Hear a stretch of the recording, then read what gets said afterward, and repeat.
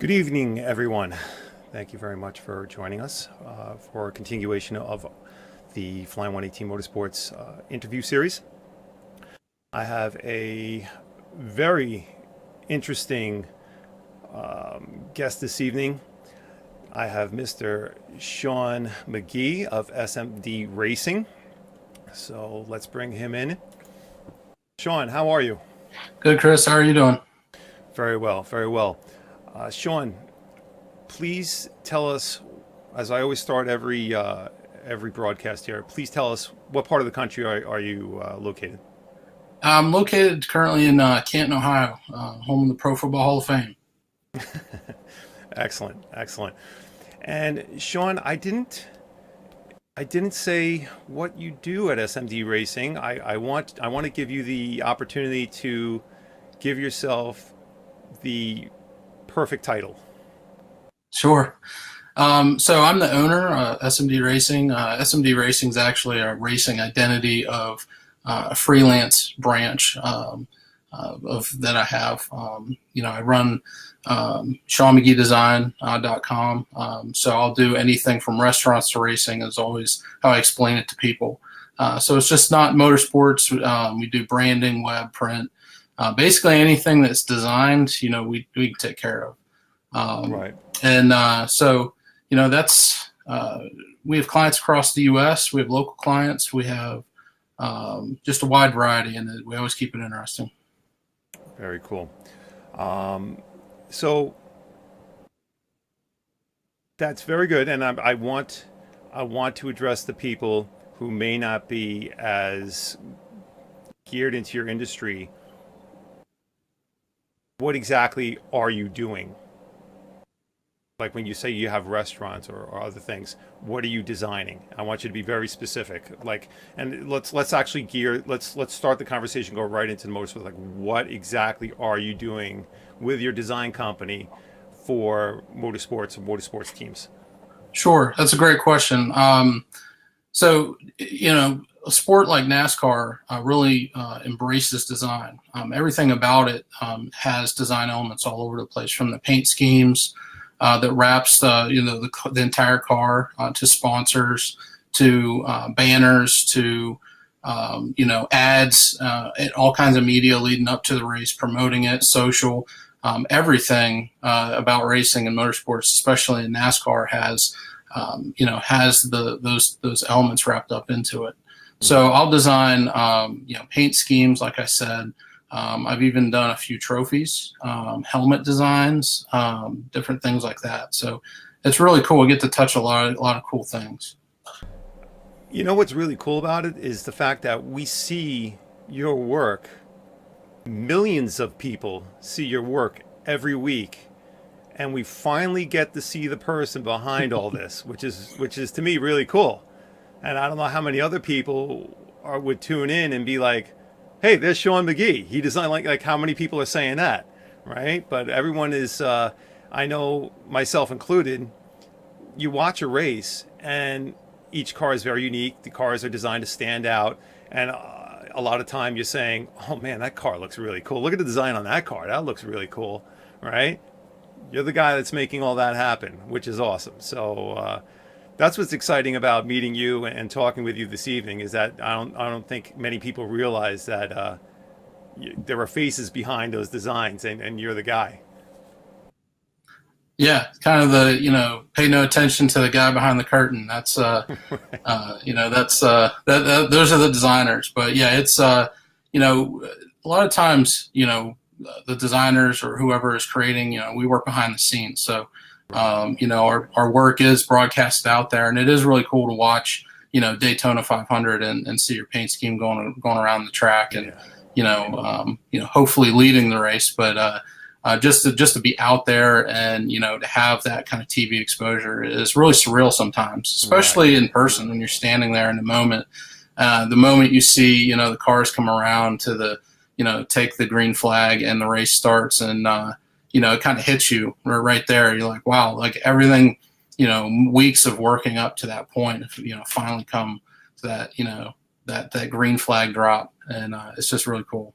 Yes, I bet that's very cool. And congratulations on the success that is taking you to that point, I think it's very rewarding, and you got to be very proud. So congratulations on everything. Thank you. Yeah, it is. It's it's very gratifying, and as a designer, that's there's nothing better than seeing, sitting back and seeing your work. There's a lot of hard work goes into it. So much like everything in NASCAR, there's a lot of things that go behind the scenes. Yeah, very cool. We're going to get into some deeper stuff. We're going to dig a little deeper with you. However, I always like to start at the beginning, right? So let's go back. Which came first? Your passion for design or your passion for motorsports? Definitely design. From a young age, I grew up, my parents were fairly artistic, and they really encouraged my sisters and I to draw as much as I could, get off the television and, put down the old school NES Nintendo, because that's all we had back in the day. And, start picking up a pencil and using your creativity. And so the creativity side really was ingrained in me. And growing up, I actually wasn't a NASCAR fan. It actually was more of an annoyance for me because my dad was. And he would always watch the race, but he'd always end up sleeping. And I wanted to play video games, so I would turn it off, and he would wake up and say, "I was watching that." And I said, "No, you weren't, because you were snoring." And he knew exactly who was in the lead, what was going on, and it's amazing, actually. But so it wasn't until later in my teens that I really grew an appreciation for motorsports. But the design had always come first. Right. So I guess the next logical question for me to ask is, when did they merge? That's a great question, actually. Growing up in Western Pennsylvania, there wasn't too many races that were local to us. You had Watkins Glen and maybe Pocono, but that was still good drive away. So we never really attended races. And it wasn't until I moved to the Carolinas, my wife and I did back in, I think it was 2005. It was 2006 was my first race at Martinsville. I went with a buddy of mine who was a NASCAR fan, and since then I was hooked. I couldn't believe it. I was like, wow, seeing this on TV and going to a race in person is totally different. And I went to Martinsville with no earplugs or no radio, and so I was kind of flying blind. And Oops. I was having trouble hearing for the next week. But Yeah. it was a good lesson. You got to have a radio. You got to know what's going on. You got to protect your ears. Especially in a place like Martinsville. Yeah. Wow. So Martinsville is where you've viewed your first race. Correct. Very nice. Tell us how your passion for, well, since graphic design, you saw the talent in that first. You saw an interest in that first. At what point, as you were growing and as you were having fun drawing, at what point did you say, okay, this is something maybe I need to go to school for because I have a talent? Was there a moment? Was there maybe a sequence of events that really started to, that made that right turn into this as a profession? Is there someone who came to you and said, you gotta come to this school, or you have to go to the school? Tell me about how it went from maybe a hobby into like, okay, this is serious. I'm gonna get into this. Mm-hmm. Yeah, it was a conversation my parents and I actually had when I was probably in ninth grade. I went to a vocational school in high school as well for drafting. I love drafting. I love the technical aspects. I love old school vellum paper drawing. I wasn't much into CAD as much, but I love the hands-on technical approach of drafting. That program, there was a program also called commercial art. That was there at the Votech as well, but it was only for juniors and seniors. So when I was a junior, I enrolled in that program, and that's when I got my first taste of the commercial side of it. A lot of people don't understand that, there's everything has to be designed. Things when you go into a retail store, the packaging that you see on shelves there's so much thought and process put behind just one package. That just kind of goes unnoticed, but it's there. It's everywhere in front of you, especially in store, in retail, in those type of settings. Very interesting.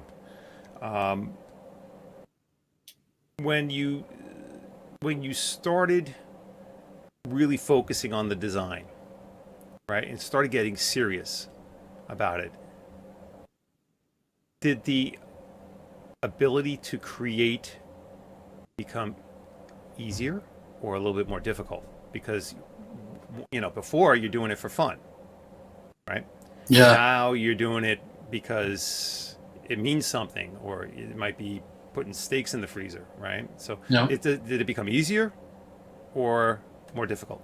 That's a great question. I don't know if anyone's ever asked me that, but it's in college, you don't have the responsibility or even the foresight of this is my livelihood until you become upperclassmen and your professors are starting to say, well, you're going to graduate and then you're going to owe a boatload of money for student loans in about a year, so you better get serious about what you're doing. And it wasn't until probably my end of my junior year it really hit me that I'm it's now or never. I have to make a decision. Is this something that I'm able to make a living off of? And when I graduated just after 9/11, so as you know, the economy was really bad then. So there was a lot of decisions to be made. Should I pursue graphic design, work in an agency, go that route, or take another direction? And ultimately, I realized that design and art was ingrained in me since I was a little kid, and it's a no-brainer for me really to go into that field and to keep pursuing it. And it does get a little easier the more you do it, the sharper you get. You learn tips and tricks. You learn the programs better. You're more efficient at your design, so your design's able to flow a little easier when the programs are easy for you to operate. Because if you're struggling with the program, then it's going to ruin your design flow. And the design flow is key. That's everything. Getting in the right mindset and in the mood, and getting in the zone is what I call it. Once you're in the zone, you want to ride that as long as you can. Right. That's when the magic happens. That's going to lead me to my next question. Before I do, I just want to remind people on Periscope, feel free to ask questions. We'll do our best to address all of them. Getting a little bit more into the process, and as we discuss the process, I'm going to bring up a video of I believe this is Donnie LaVister at Martinsville, and let me bring that up now.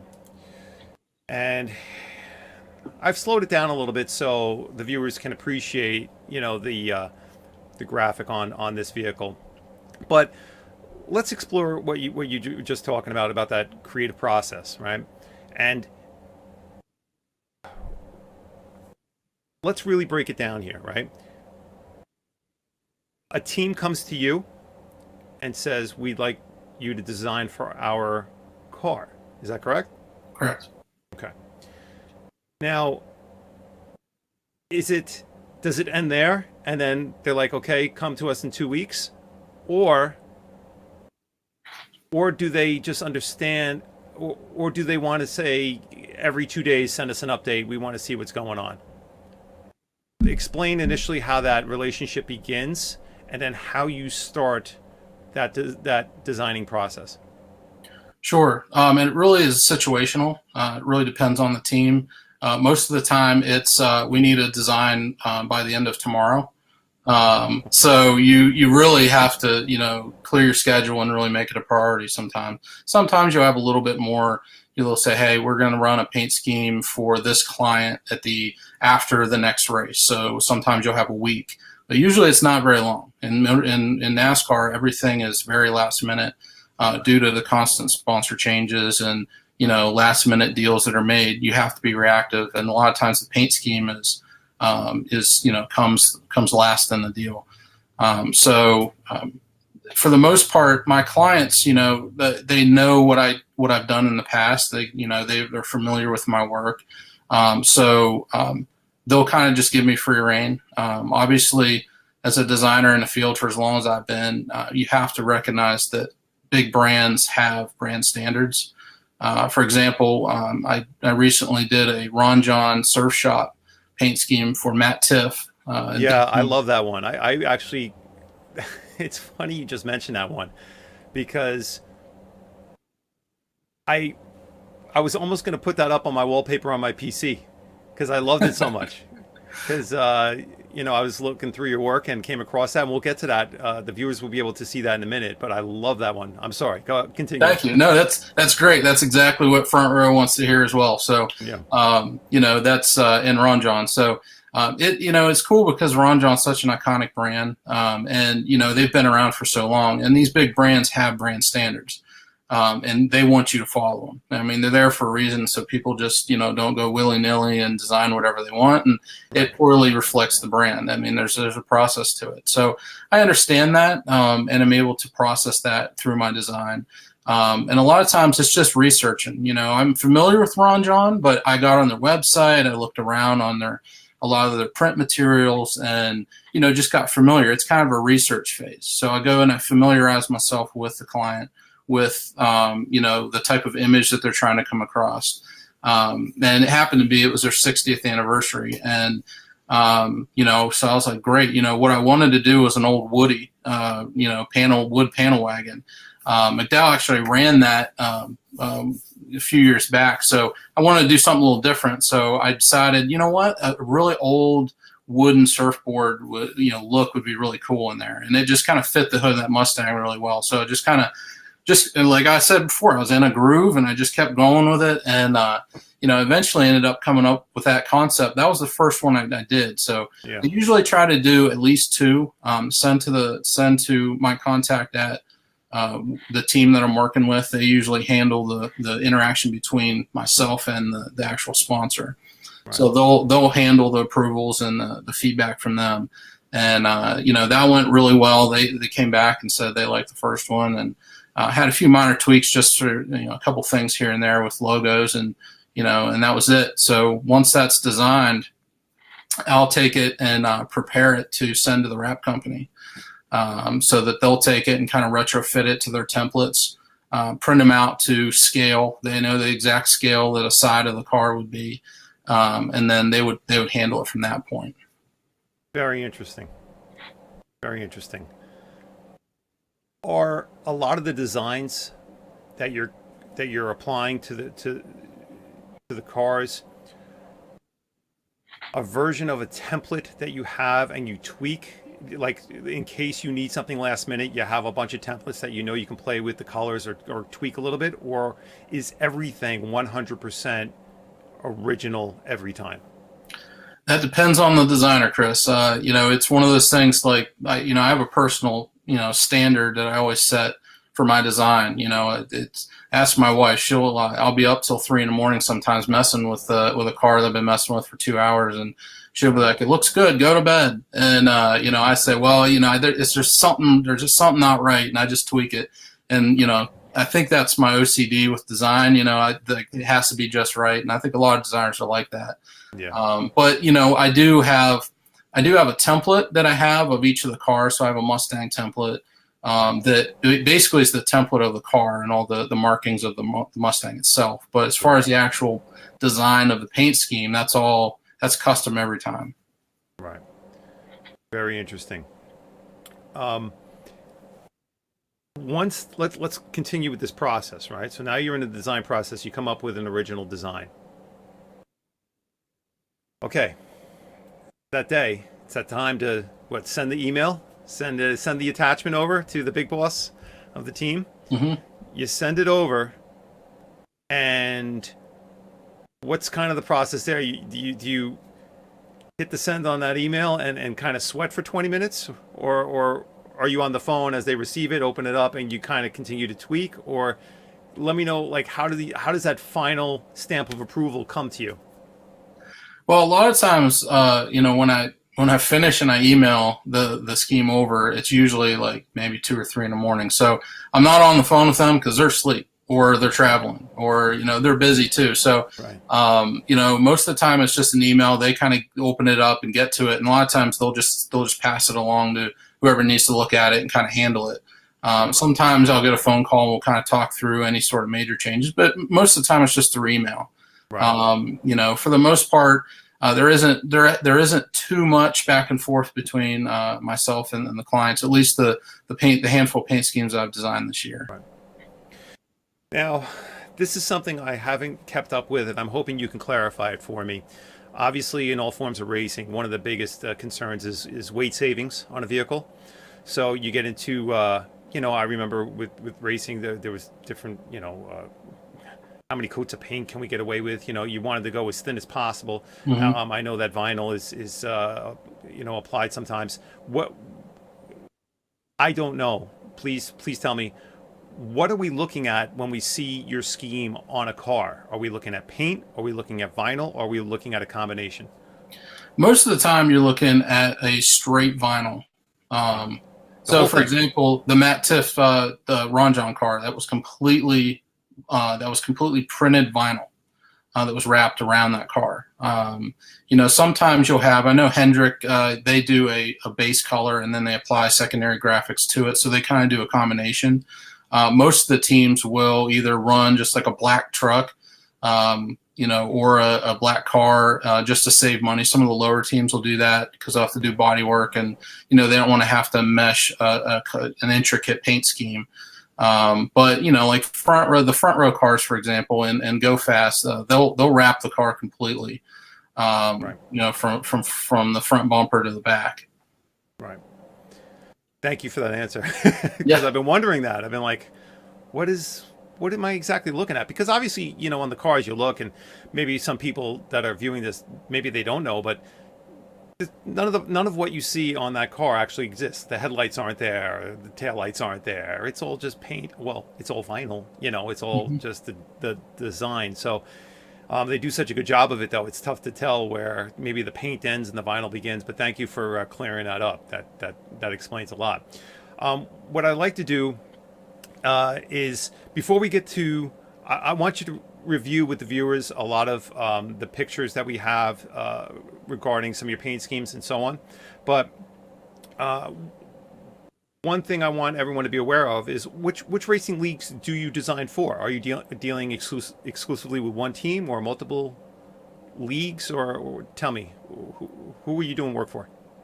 Well, it's really, it expands across all leagues. The three major series in NASCAR, from the Cup Series down to Xfinity, down to the trucks.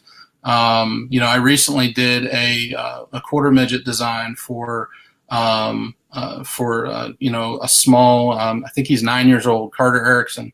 Just give him a shout out. I love it. He's getting into, he just landed his first, big time sponsor in freight auctions. And so he's got his quarter midgets wrapped exactly like the Michael McDowell's car for freight auctions. It ran in Atlanta. He's got a matching fire suit that matches McDowell's fire suit. He looks the part. And, we recently won his first race in the series there just a few weeks ago. So, that there's a wide range of different things that I could touch, from the truck series to the Cup. I actually have done a few of the eNASCAR heat paint schemes as well. So That's great. the Dude Wipes car for Go Fast that ran, I think that a few weeks ago they won. There's a PlayStation and Xbox version of those cars, and the drivers took those to victory lane in the E Series, which is kind of new, and it's it's kind of odd for old school race fans to understand that they're playing video games and people are watching the races and Right. stuff like that. So it's expanding into digital as well. Yeah. The old school when NASCAR Heat came out, I actually have an SMD truck that you could race in the truck series. That was really cool. That was something that happened with when I was a part of the truck team that I first got started with. When we see SMD Racing on the side of the truck like we did before, are you personally sponsoring that truck, or how is your name so big on that truck? I mean, that's pretty awesome to see, obviously. Yeah, it's that's a question, Chris, I get asked a lot. They're like, how did you come up with the capital to sponsor a full paint scheme? And the truth is, I didn't spend a dime. I didn't spend a dime of money. Doesn't mean that I didn't put time into it. So the truck team that I started out with was Faith Motorsports. They called me up one day and said, hey, we currently have a K&N car that we race, and we're looking to jump up into the trucks. and we're looking to have a paint scheme, produced and some marketing collateral. And I thought, well, this would be a good opportunity to try to partner with these guys and try to, as they grow, I'll grow as well. Get my name out there, get some exposure in the truck series. And so I worked out a contract with them where it was mainly a barter. I set a bank of design hours in a contract, X amount of hours to use however you want, paint schemes, hero cards, fire suits, banners, whatever you want. And in turn, they would put SMD on the side of their vehicle for all races, and I would have one primary SMD branded truck that they would race throughout the year, and I would get to design that. So and I actually have them behind me here. I have little die casts and had die casts made of them. So I had 3 SMD trucks that actually raced, and the one that you were referencing earlier, that Donnie Levister drove at Martinsville, was the second truck. The first one was a 74 truck. Mm-hmm. That was the very first one out in Iowa. I drove actually 10 hours out to Iowa to see that. It was the very first exposure with my brand in NASCAR. How was that feeling, huh? It was awesome. I was shaking as I went up to see it sitting on pit road. I just didn't, it was so surreal for me that, it was finally, after years, like 10 years of trying to get into the sport, like it was finally there. And here's my brand as the main sponsor on the truck. And it was awesome. I couldn't ask for a better feeling, when I looked at that. That's amazing. Until it's not like it was a little happened. sticker either. You were across the whole truck. I mean, yeah, it was. I was a primary sponsor. Yeah. I was on the hood. I was on the side. I designed the whole paint scheme. It was just awesome. Unfortunately, because they're a new team, they didn't have the owner points and they didn't have the manpower to get in. And there was one truck. There was one truck that wasn't going to make it.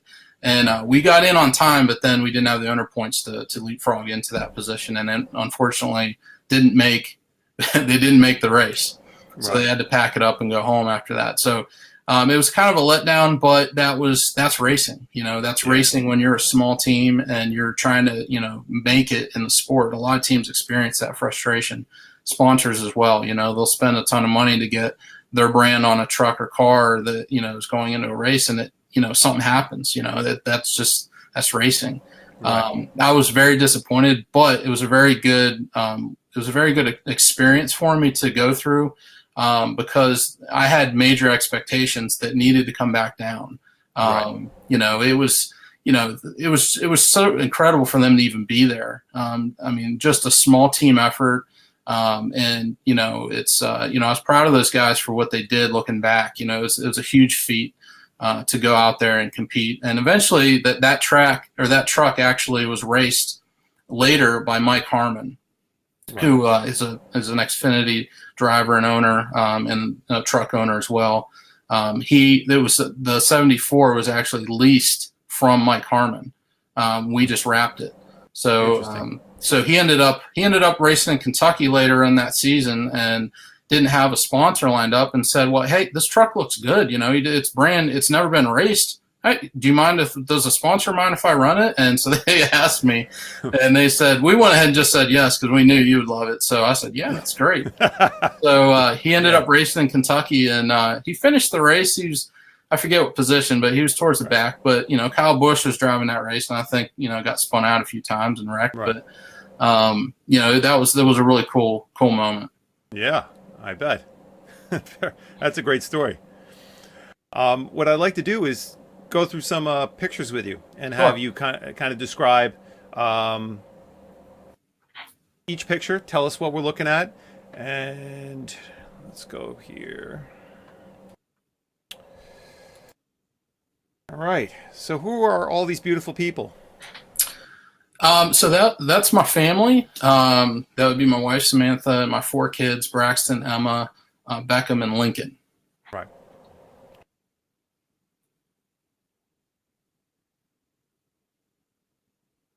What are we, which team are we looking at here? I actually don't have it up in front of me. Let me do this here. Okay. So this is Freight Auctions. This was This was actually a qualifying event at Talladega. Through various workings, I was able to meet the owner of Freight Auctions, Marcus Barella. Really good guy. Just to back up, all these stories have a pre-story to them. So I met Marcus at Atlanta just through my connections with Front Row. I ended up doing a 400th Cup Start logo for David Reagan, who was starting in his home state of Georgia at Atlanta Motor Speedway, and so they decided that they were gonna send that logo over to Marcus to see if he wanted to use it. He was looking for something to honor David and his driver and put on the car. So he thought that was perfect. He's like, let's put it on the deck lid. I ended up attending the race, and Marcus wanted to meet me. So I went down to the driver's lot, and he had an RV there, a motor coach. And so I went in, and I barely got in the door, and he was so excited to come shake my hand, and was just really appreciative of the logo that I did for David. And he was a really nice guy to meet. Just we're full of energy. If you ever meet him, you'll understand. He's high energy all the time, and such a great guy. And so he at the end of the conversation, we spent a little bit of time in his motor coach, and at the end of the conversation, he's like, "Hey, I'm going to be sponsoring, the qualifying event at Talladega coming up, and I need a good trophy design. Can you do that for me?" Wow. And I was so caught off guard. I was like, "Yeah, yes, sir. Yeah, definitely." And he's like, "Okay, well, send me a few designs. Here's my email address, and we'll take it from there." And did he say I need it tomorrow? Yeah, well, I had a little bit more time with that one, but I wanted to, as soon as I got back, I got started on it, and really wanted to, I'd never been asked to. This is a trophy in the Cup Series. That right. Wow. It's such an awesome opportunity that it wasn't even on my radar. It was just an incredible opportunity. I was so thankful that he actually asked me to do it, and he entrusted my design and me as a person to follow through and to represent his brand. So the trophy's actually sitting behind me on my desk here. Oh, that's great. He had a duplicate trophy made of the one that Kevin Harvick. He's the one that won the qualifying event. So Kevin pulled in victory lane, and I actually did all the logo and branding work, all that's up on the big banner behind the car, and the logo was painted, like 2,000 square foot on the infield of Talladega. Wow. I think there's a video of that as well that I sent you before.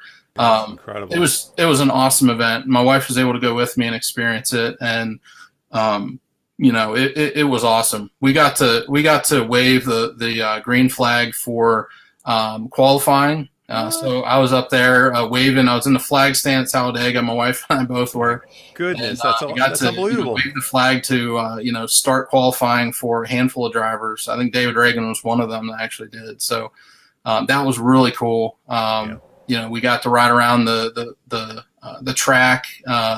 It was just awesome. We were in victory lane when this happened, when he won the pole and pulled in. And before he got there, we were standing there talking with the Busch Beer guy. He was standing there waiting for Kevin to show up, and it was just a really cool event. Yeah, that's unbelievable. That's an unbelievable story. What an experience. For sure. Really, really nice. We're gonna move forward. I love how the suit just, like, you see the suit, you see the design on the crew, you see the design on the driver, and how it integrates with the car. Like, it's just awesome. It's so cool. I mean, you went through, that's each one of those designs. Like they said, design for the pit crew, design for the driver. You just designed it all? Well, I designed the trophy for this one, for Kevin Harvick. So the trophy he's holding, that's at least what I'm looking at on screen here. Right. Okay. So yeah, Busch has their own marketing team that takes care of all that. So, right. I didn't have a hand in the Busch, but in normal cases, yeah, I'll do the fire suit for all Freight Auctions. Anything that Freight Auction sponsors from that point on till the current, I've had a hand in, which has been really cool. Again, Marcus has entrusted me with his brand, and has basically, said, Shawn, here's what we have. I trust you to come up with something quality. And I'm thankful for the opportunity with Freight Auctions for sure. It's opened a lot of doors for me, and I've done a lot of cool things because of just that one interaction with him. With this trophy, is this something that we would ever see again? Meaning, would they use this design in another part of the series, or would it ever have a mainstay with the series? Well, the pole trophies are individually sponsored, at least up until this point. I know that Busch has kind of taken over that, and it's kind of regulated that. But in this case, it was totally up to the sponsor and how they wanted to represent it. So you see a gavel because Freight Auctions is essentially an auction house. Okay. So all the elements there kind of work together to promote their brand, this is kind of a one-off trophy. I don't think you'll see this unless Freight Auction does an entitlement, sponsorship again. But if that doesn't happen, this is probably a one-off trophy. Got it. Very cool. I'm going to move forward. And what I'd like to do is, as we go through, there's a lot of pictures I want to be able to get through. I'm just looking at time, and there's questions I have remaining for you. In a very brief 1 or 2 sentences. I know it's going to be tough, though. Tell me about this one.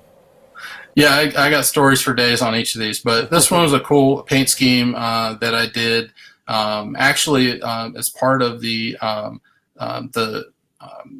NASCAR, the Nationwide 88 program, where they just announced they took 15 top designers in NASCAR, and invited them to participate in a design contest for Alex Bowman in the 88.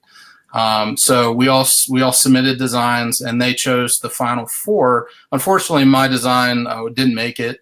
In the final 4, Kyle Sykes actually designed the winning. So congratulations, Kyle! I'll give him a shout out. It was a nice design. But I thought, it's a shame that this paint scheme, is, what am I going to do with it? It's not it didn't make it in the finals. It's already out there. And I was looking at it, and I said, this looks like a paint scheme that would really fit perfectly with Rick Ware Racing. And, I know I had a couple contacts over at Rick Ware Racing and contacted them.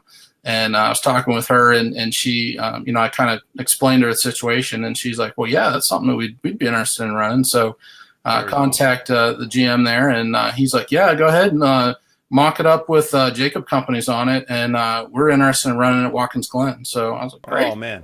So, I was able to take that look, and it fit perfect.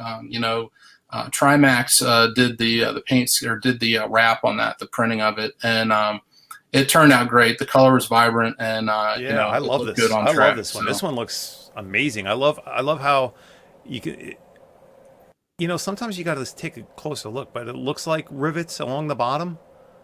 Maybe that is on the car, but it looks like, you got the along with the silver, with the blue. It's very striking, like you said. It's very vibrant, and it looks really cool. I like that one a lot. Yeah, thanks. It was fun. And this is just a 5-point. Typically, when we say 5-point, this is what we're referring to: the 5 different views of the car. Every paint scheme that's on track has to have a 5-point design for it, just like this one. And that 5-point is submitted to NASCAR ahead of time, and NASCAR actually reviews it and will either approve or deny it, and they'll give reasons why they deny it. Sometimes use a reflective material or spec something that. For example, you can't have any logos below the number on the side of the, on the door. There's all kinds of regulations, and they just kind of check it and make sure, and also you're not doing anything offensive unless you're Busch, then you can do whatever you want on the paint scheme. I like that one. That's a good one. There it is in person. Yep. That's sitting on pit road.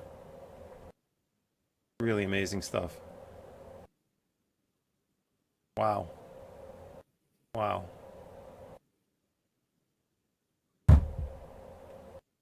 Okay. So this paint scheme I'm real excited about.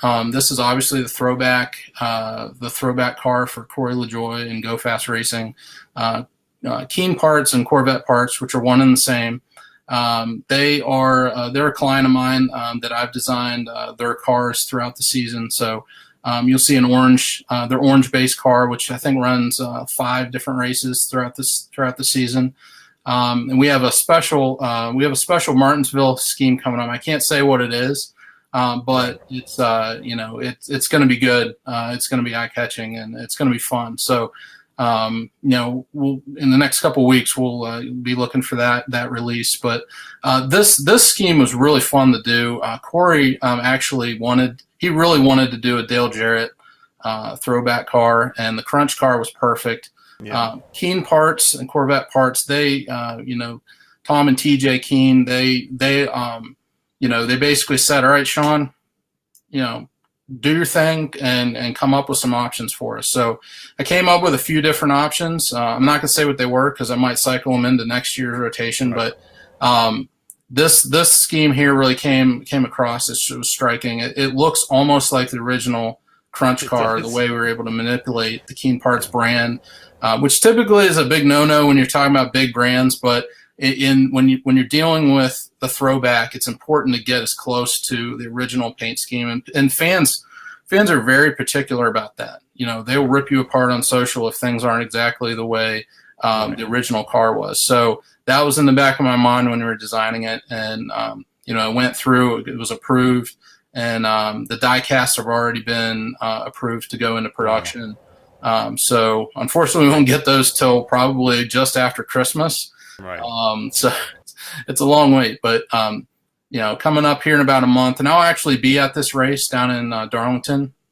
At the September 1st, I believe, is the race, the throwback race. So it's going to be fun. I'm looking forward to seeing it in person, and just getting my eyes on it. Yeah. What I'm going to do with the remaining time we have together here, because it's just, you have great stuff to share, and I could talk to you for hours, and I'm sure people could look at this because it's just awesome. All of it. It just goes from great shot to great design to great design to great design. You have so much great work. We could do this for hours, and I'm loving every second of this. There is some questions I have left, so as we're talking, I'm just going to continue to cycle through these pictures in the background. Okay. All right, and then maybe we'll kind of revisit some of them as we're cycling through. But what's in the immediate future for SMD Racing? What do you have planned for the remainder of the year, and what's sort of your 3-year goal? What are you looking to do? Where are you looking to branch out to? What are the goals for you? Well, that's another great question. It's always been a goal of mine to design in NASCAR, and my original goal going into all this was to design a paint scheme that ran in the Cup Series. That was my end all goal. If I was able to achieve that, I've achieved my 10-year goal. And this year in the Cup Series is when that happened with the Freight Auctions 34 Michael McDowell car in Atlanta. So, my wife asked me, she's like, well, now that you've designed the paint scheme, what's next? And I said, well, Winter Circle, Victory Lane. That's the next one. Matt Tiff here that's up on the screen on the Ron car. He came close. He got top 10 at Daytona, and that was the best performing car that I've designed to this date. So, in the past, I've kind of had some bad luck with, some of my paint schemes, getting wrecked out early. So this was refreshing to have this one finish in a decent spot. But the long-term goal is just to keep this going. I would love to work with, continue working with Front Row, with Go Fast, with Rick Ware, maybe design, Jimmy Johnson's last car, maybe, I don't know. Right. It's kind of a lofty goal being that they have an internal team there, but I just kind of take it as it comes. The motorsports industry changes all the time, and I might not be doing paint schemes next year. You just never know. Shawn, who's been your biggest supporter as you've been going through this process, through this journey, and to where you are now? Who's the person who's been your biggest supporter? Well, my biggest supporter by far is my wife, for sure. she is very supportive. She takes on a lot of added responsibilities at the house because I work full time as well. A lot of people don't know that I work at an agency during the day, and SMD is kind of a night and weekend deal for me, where I do design work and do my NASCAR stuff. So when the kids, I try to spend as much time with the kids as I can, and then when they go to bed, I'm in my office working. So there's a lot of sacrifice on her end. I don't spend a lot of time with her as much as I'd like to. So. When I'm gone and I'm attending races, she's on her own with the kids too. So by far, she has been the biggest supporter. And she's always encouraging me to do and follow my dream and just go for it. And so without question, it's definitely my wife. That's great. That's great.